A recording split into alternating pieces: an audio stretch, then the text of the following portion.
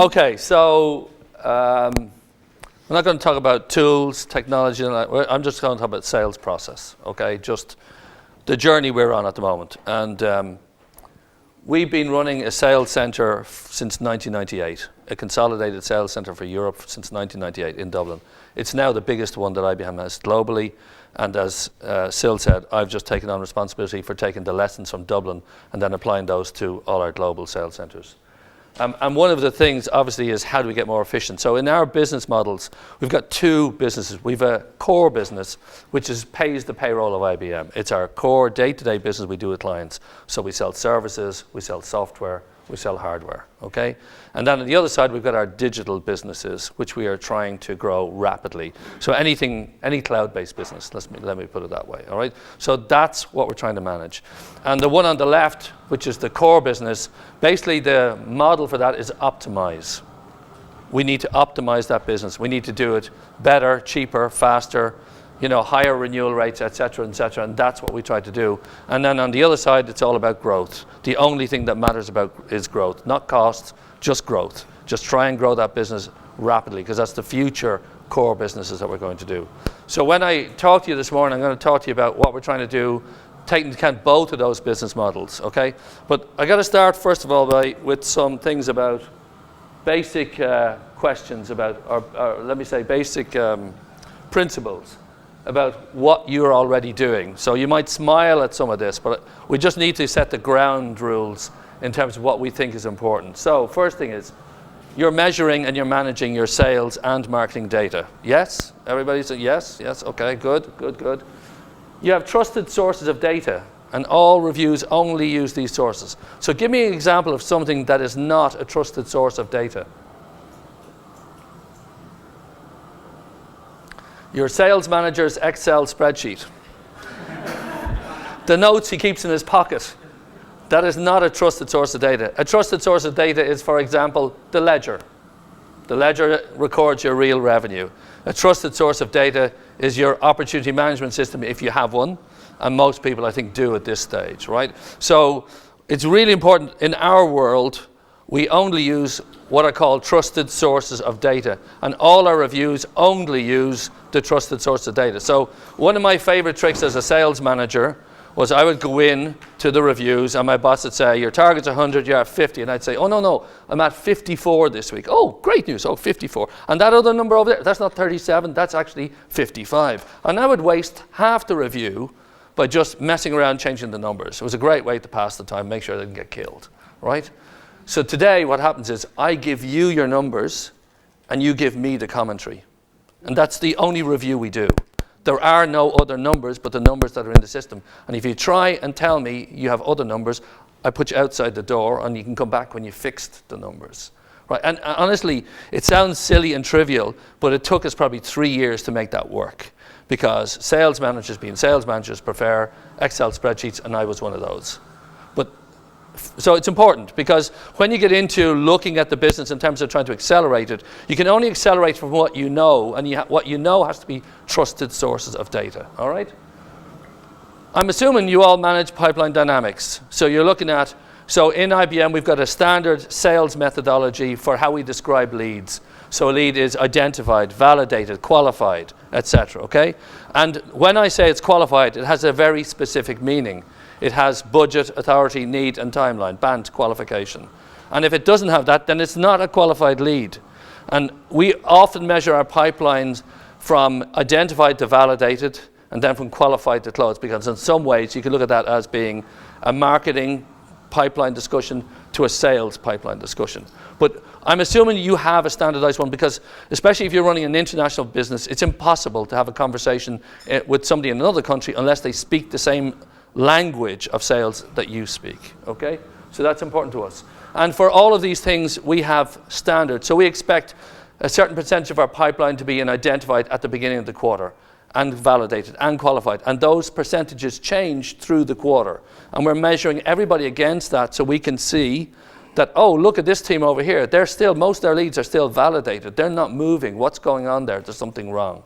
And so we'll use that as a way of keeping it going, because particularly for core business has to run on rails. It has to run on tracks. It cannot fall off the tracks because our capacity is so finely tuned to our business in core that if we fall off the track, we cannot recover it next week or the week after or the week after that. It may take us a month to recover because the capacity is finely tuned. So that's why for all these things, I have to make an assumption you do this, because if you don't do it, you absolutely do need to do it before you can have a meaningful conversation about acceleration, right? You have a formal schedule of reviews. So in IBM, sales managers get reviewed on a Friday or a Monday. That's all. They don't get reviewed any other day of the week. First-line sales managers work with their teams on Fridays and Mondays. Tuesdays, we start doing the second-line manager reviews. Wednesday, we do the European reviews. Thursday, we do the global reviews. And Friday, we start all over again. Right? And that's because we had too many people in senior positions wanting to look at a deal every day of the week. So you get some poor sales rep or sales manager getting reviewed 3 or 4 times in a week, and they just couldn't do their jobs. So the whole idea now is have a formal schedule of reviews so that everybody knows what happens what day of the week, and you don't interfere outside of that. Okay? So just keep it simple. Coaching. I was with SAP a week or two ago because we're collaborating on some stuff on metrics. And we were talking a lot about coaching, and they put a huge effort into coaching this year in formal training for their manager coaching, and they're measuring their managers on the employee SAT survey to say, how's your manager at coaching? And they can see a big pickup in their results since they started doing more formal sales coaching. So they're doing it better than we are, okay? Just as an example. So, but it's an important thing to think about because it improves your overall results, okay?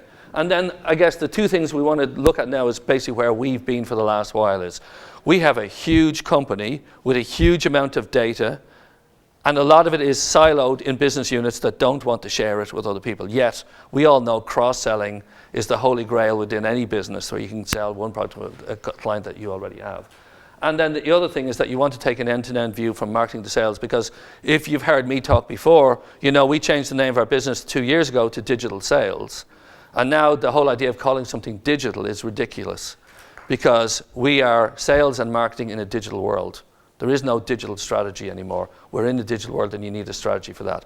But, you know, so in our world, we were putting more and more emphasis back up the top of the funnel to try and work on how we get things in. Because once we get it in, everything else we have there measures it to death. Once we have a qualified lead in our pipeline, there's no escape, right? We measure that thing and manage that thing all the way through. So is that okay? That's just to set ground rules about what we're trying to do. Okay. So as I said to you, what we tend to do is look at the pipeline in different ways. We tend to keep marketing one way, lead development another way, sales another way, and we've got a lot of different measurements that we do. Like today, I still have dashboards for marketing, dashboards for sales. And we don't tend to mix them that well. We are getting there, but we don't do it as well as we could do it. And so things get lost. And the translation between marketing and sales, different language, different way of working, we have problems in the way that comes across. So what we're trying to do is be more effective in the way that we manage the entire pipeline from top to bottom, okay? I think our strength has always been from the time something is qualified. Because I've run a business we've focused on that aspect of the business for 12, 14 years, and we think we're really slick at what we do there. Where we've been less good is we said, well, the marketing team, they go off and they develop the leads, but of course they never develop the right ones, and they're never in the right quantity, and they're never good enough.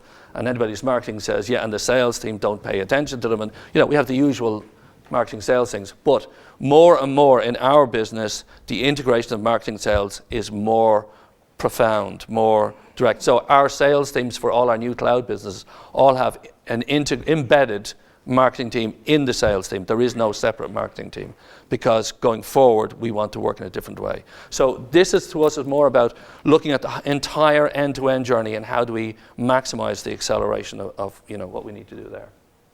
So what I'm going to do is I'm going to introduce Barry now. So Barry McGee is my data and transformation leader. So a few years back, we were looking at, probably 3 years ago, we were looking at one of our standard core businesses, which is hardware maintenance business. Hugely profitable business, very easy to understand, very easy to manage. And so if you're a sales manager, you might have, let's say, 300 renewals to do this quarter. Okay, and you have a team of people to do it and they get 10 each. And I always say, well, what do they do the rest of the time when they're not doing the renewal? So it only takes a short period of time for them to know this customer is going to close in January, this one in March, probably most of them in March, and another one or two in February. So I say, what can we do with them the rest of the time? And what I wanted Barry to look at was, how do we penetrate the customer set that they have better outside of the renewal cycle? That's where we started from. So how would we find reasons to call clients outside of the renewal cycle? And that turned into a journey, turned into a full-time job, and the lessons we learned. We're going to share now what we do, but a lot of this has been the work that Barry has done to try and understand how we manage the business better, and particularly the big thing we have now is, are we asking the right questions about our business? And what we tend to do is say, we have these KPIs, how do we make them better? But another way to do is forget the KPIs, stand over here and say, what do we need to know? And what we're going to show you is some examples of two examples of how we're treating our business now, to give you some idea of what we're doing. And then we're going to take you to the end about some generalized questions we think you could consider for going forward. Okay? So, Barry, I'll hand over to you then. Thanks, Hugh. What Hugh didn't mention, it also turned into a need for, I think, extended therapy. So, without going into the intricacies of what we actually did, this is not a technology discussion.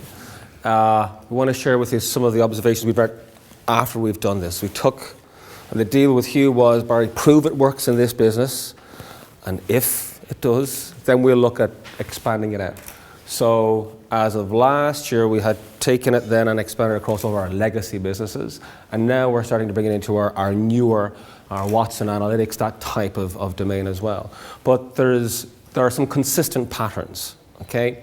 I suppose just to kick off, there's only a couple of pages here really, is we'd say now at this stage, we think about things the wrong way, okay? When we started this, we thought we had a data problem or a data opportunity. This is an analytic, Barry, go fix the data, okay? We look at it completely different now. It's 20% a data problem and maybe 80% a behavioral or people issue, okay?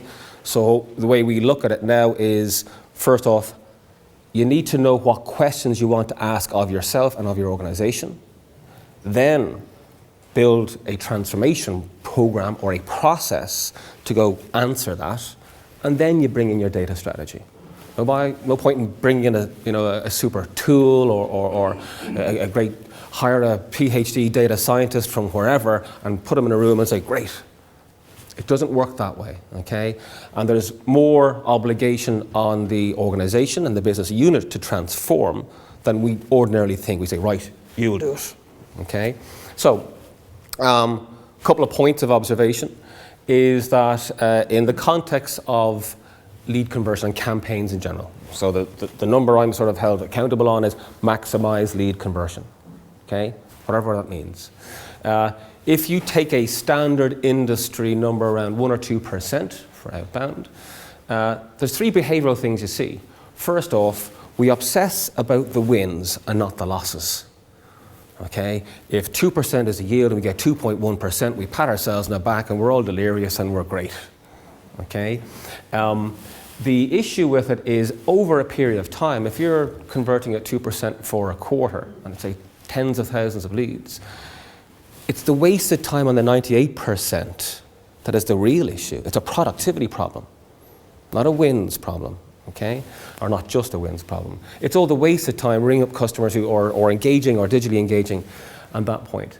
The second one is you obsess about the leads you got or the wins you got and not the client feedback that you've missed in the 98%.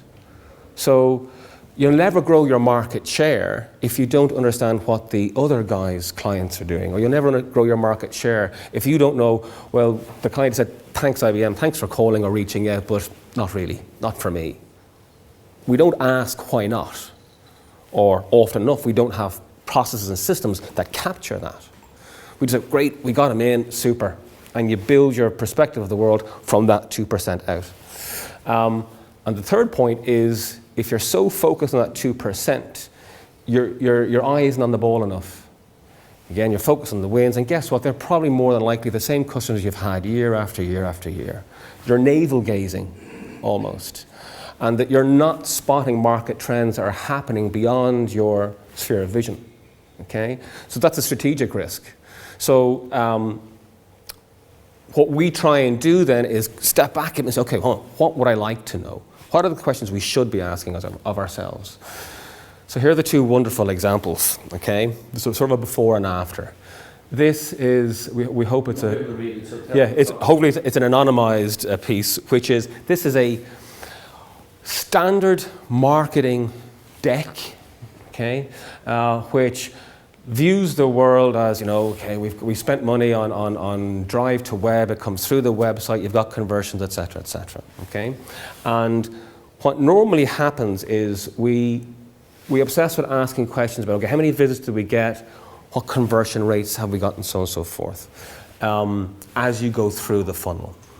And if you notice that what tends to happen is the ones in green here, they sort of, the base mark for, did we do a good job is, are we better than the benchmark? Are we better than the guy in the table next to us? Or are we better than what we did this time last year? Okay? And we'd argue that we obsess about how much did I get? And we're not asking enough questions about, well, why isn't that bigger? Why do the customers who not convert from visits into engagements, what do they look like? Okay? We tend to know lots about the customers we have, but not enough about the customers we don't. Okay? So what we tend to look at is try to start to invert that a little bit. So instead of saying we had a 5.1% conversion of visits to registrations, and that's better than the average, no, that's not good enough. What is it about the 95% who didn't? Why are lots of customers going to the website? So they obviously have enough interest in the value proposition. So there's interest there, but for some reason they're not registering. What does that mean? Do they not like our graphics? Are we positioning our message wrong? Is it a functional thing? Is it a value proposition thing? And if you ask questions in this lower part, as we have here, the why not questions, then you actually release yourself from the sort of a bit of a vicious circle, or vicious cycle rather, to understand more about why you're not growing market or you're not penetrating the way you want to. Okay? This is a bit of an after. It's sort of a little bit low fidelity, but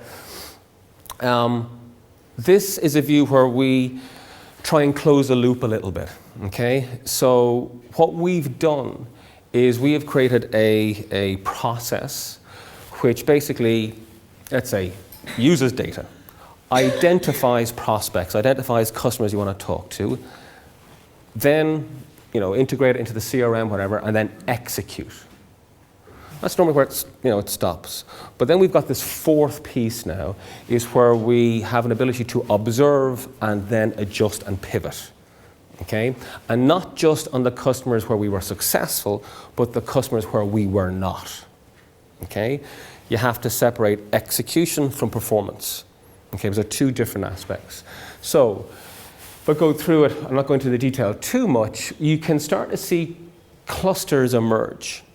So you can see, okay, well, did we execute? Fine. Okay, and if not, why not? Because in traditional marketing that we've had up until now, what tends to happen is marketing will give us, here's 10,000 prospects, we'll come back to you at the end of Q1, see how you got on. Okay? And if you're in the spreadsheet world, regardless of whether you're in the spreadsheet world or a high-end CRM, the results tend to be, well, we got 12 opportunities or we got 45 leads.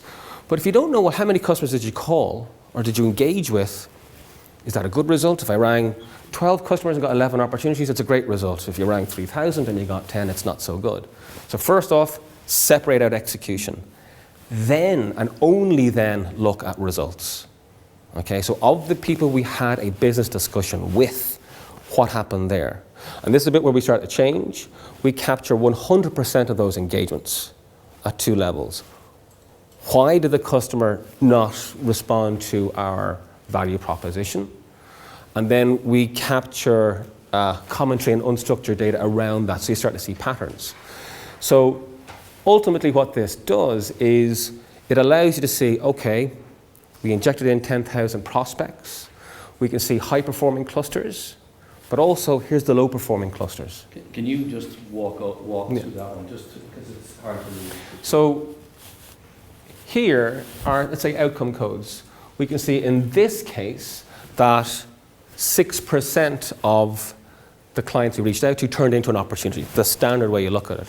But what we can also see is 38% of customers said, yeah, I'm interested, but maybe just not right now. Okay? That's something we would never have had before. And what we do with that is that becomes a funnel for our webinars. So you're actually actively managing them now for the next couple of months or whatever it is. Okay? You then have all these other categories, clients with competition, clients no budget. Now some of this is standard stuff in some CRMs and some of it's not. But often you have to actually design your business process to capture this stuff. Where it gets interesting then is when you start adding on other layers, industries and lead indicators. Industries, you can see, okay, well, this product's working very well with this cohort in healthcare or retail, and it's not working so well in other clusters, okay? And that's fine, that's sort of self-evident. But what's really interesting is, let's say what we call modeling. So we'll build out models and we'll say, okay, often comes from the brand or the product owner who, we work for, say, sell this, clicker. Let's say the customer for a clicker is someone at a sales institute presentation. They come from a company with over 100 employees, et cetera, et cetera. And they'll have a profile of or a persona of what the brand think the customer looks like. And the important thing is what the brand think. Might or might not be right. And they'll say, we'll build a campaign based on this, this, this, and this. And we go, yes, sir, no, sir, okay, off we go. Guess what? Often, and we all know, is, yeah, okay, I'll just do it, that's not going to work. Now you can capture that. And we can see, well, these are all the things that, the organization thought was a lead indicator of need for a particular product. Guess what? Okay, so these ones, yes, there is a correlation, but these ones, absolutely not. It's not relevant. Okay, so guess what? Stop giving us this in future. This is sort of a methodology to challenge the critical thinking in a lot of how you execute. So the advantage to us really, and this is the sales acceleration piece, is it's speed. Because you can then say, right, we went after this cohort or segment, whatever it was, and you can very quickly start to see what's working and what's not, and pick out clusters.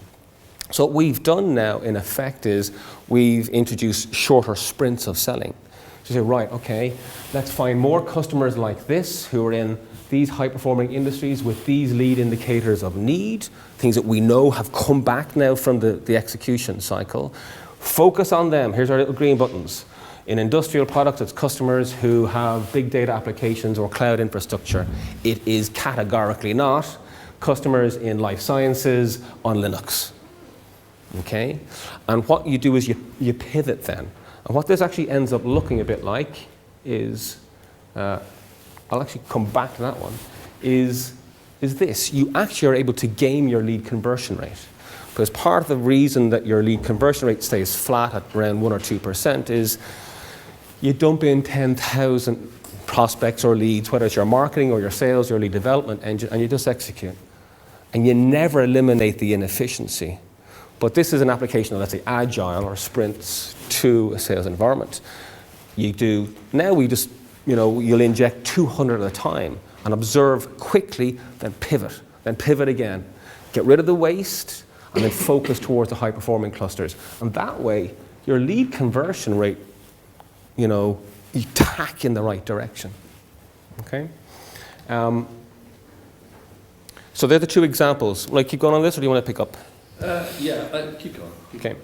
So the basic premise of that whole approach is the way we look at it now is that when Hugh says, I'm the data and transformation guy, that's because it's 20% data, but it's 80% about transformation. So the way we look at our sales teams now is, okay, well, what should we be asking? What are the questions we would want to know to get a better performance out of our organization? Not, are we better than the benchmark, lead conversion, is why are customers, what are the influencing factors that determine client registration on the website? Figure out what you want to know about your business, then design or redesign your business process to capture that data. Okay? If your process doesn't capture any of that insight in the first place, you're going to be blind. You're going to stay blind. So understand the questions, then redesign your process or transform, whatever, and then you switch on whether it's Watson or whatever application you have or whatever insight machine that you use in your business. Pivots, okay? But if you just turn on the data piece without considering A, the questions, and B, the process, you're just looking into a black hole anyway, okay? So again, principle is, what are the right questions? What's the process to capture that? And then you implement your data strategy, okay? This, again, is just how that this agile sprint thing works, okay? And again, and what's interesting is, and I think organizationally, and because of the shift in emphasis towards marketing, in terms of they're now responsible for driving more and more of what ultimately becomes the pipeline because of digitalization, like going out to customers and playing around a golf or going on client visits. Those days are sort of diminishing in terms of clients are coming into us. More pressures on marketing to go find them. And because of that, you often get conversations where, look, this is what we're going to sell this quarter, okay? And these are the customers we're going after. You go, okay, and you nod and you say yes. And you're at the mercy of whatever that logic is. So you sort of have to sort of take it. And this is where you start, okay? We should sell product X to customer Y. But then if you do this agile approach, you can go back to marketing or lead development, whoever it is, or your sponsor, and say, well, you know what, you said that, but this is what we actually found out. You were on the money here, it works in pharmaceuticals and X, life sciences now. Or that's not a lead indicator. So let us move out of that space. Don't waste our time with more prospects or leads or time and planning in that domain or that cluster. Let us keep focusing on what we see to be better and better and better clusters. Okay, so you might start off saying, we're going to sell clickers to customers in the Marion Hotel. And you end up, sprint after sprint, you might end up selling corporate membership to the Sales Institute in the RDS. But you have to start somewhere, and you have to just get executing. And the point of the execution early is you get more and more data on client feedback. And that is what allows you pivot. Okay, all right. So I'm going to hand back to Hugh now, because what we've done is we've created a sort of a framework of jobs to be done. This is this famous Clay Christensen piece in the Harvard Business Review. And we say, okay, what are the questions we think we should be asking ourselves right throughout the funnel, from marketing down to lead development to sales? Both in terms of strategic questions, what should I be selling, what are the right products for a market, and then at execution level as well, in terms of what does that mean for a rep or a manager or a marketing professional trying to pull this together. Okay? Thank you. All yours. So I'm not going to change charts, I'm just going to talk about behavior. Because most salespeople, particularly, are creatures of habit. So if I'm a renewals rep, I'm a renewals rep, I'm not a new business rep. That's what I do renewals. So the hardest part at the beginning was we took one business which was very core to us, very traditional, very secure. It's hardware maintenance. It doesn't change. And we said, we're going to change it. And when Barry did his first analysis and started producing different segments to go focus on and reasons to call clients, they weren't calling. They just weren't calling. So one of my previous bosses said, my job in life is to remove the trees that salespeople hide behind. So I take that tree away. Now, you've got better data, make the call. Oh no, pull another tree back. And so it's important to understand that there is a lot of work here in transformation of your sales teams and your marketing teams. This won't come easily to them. The best ones will do it, but the best ones always will do it. Right? But for the majority of people, they don't move easily into this space. So you need to think about that as well. In the end, what works best is the sales managers see the improvement in yield. And they drive the behavior then, because they just see it. So we put Barry into the maintenance business and he worked in. Next thing we know, Barry's coming to me and saying, oh, The other services businesses now want to talk to me because they hear that the results are great over in the maintenance business. And then, so that's what happened. We turned it from a push strategy into a pull strategy, so that the rest of the business said, I need that as well. I want to join in. But don't underestimate the work that's required with your sales managers and your sales reps. You know, getting the data ready. I mean, we gave them reasons to call, let's say, if I had a territory of 500 clients, of which 100 are renewing this quarter, we gave them a reason to call 30 clients who were doing something else in that period of time, or there was something interesting going on that we felt that segment was worth calling on. It was very hard to get them to make the calls. And the other thing that's really difficult is when a customer says no, most salespeople say, okay, thanks very much, nice to talk to you, have a good day, bye-bye.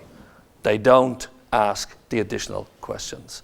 And we had to retrain people into the questions that you ask when the customer says no, right? So just think about that as well, because there is a big behavioral piece here about how you train them.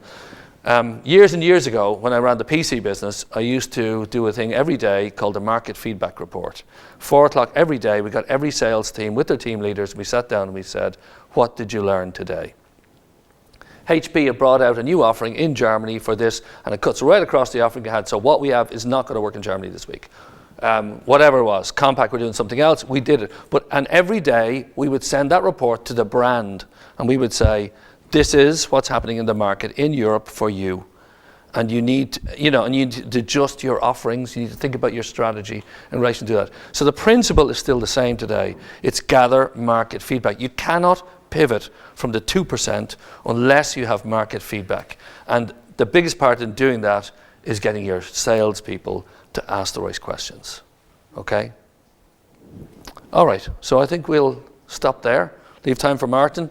And then I think we're having a chat later on, so you can ask any questions you want to. Okay? Thank